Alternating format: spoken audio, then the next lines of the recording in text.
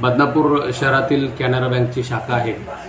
काल त्यांचे महाव्यवस्थापक यांनी बँकेत येऊन त्रैमासिक चेकिंग केली असता त्यांना असं निदर्शनास आलं की ज्या सोनं तारण ठेवी ठेवलेल्या आहेत त्याच्यातील काही सोनं गायब असल्याचं दिसलं आणि काही सोनं हे डुप्लिकेट असल्याचं दिसलं.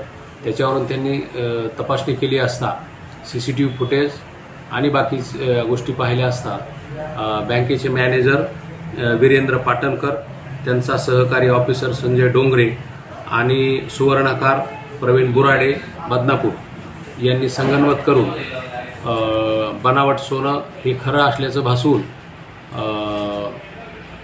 त्याच्या बदलीत कर्ज दिले आणि जे ओरिजिनल सोनं होतं ते बँकेतून चोरून घेऊन गेले. अशी 7.5 कोटीच्या जवळपास अफरातफर करून फसवणूक केलेली आहे. त्याच्यामध्ये बँकेचे व्यवस्थापक यांच्या फिर्यादीवरून काल पोलीस स्टेशन बदनापूर येथे गुन्हा दाखल झालेला आहे.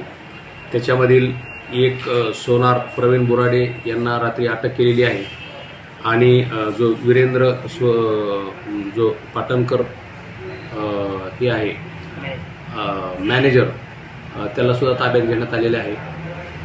आज त्यांची PCR घेऊन पुढील तपासामध्ये कोण अजून याच्यात सामील आहे याचा तपास घेऊन कारवाई करीत आहोत. बरं, या घोटाळ्याची व्याप्ती वाढण्याची काही शक्यता पोलिसांना संशय आहे का या संदर्भामध्ये? हो, याच्यामध्ये बरेच लोक सामील असल्याचा संशय आहे. अजून बँकेचे वरिष्ठ लोक किंवा साथीदार कोणी आहेत का याचा शोध घेणे चालू आहे.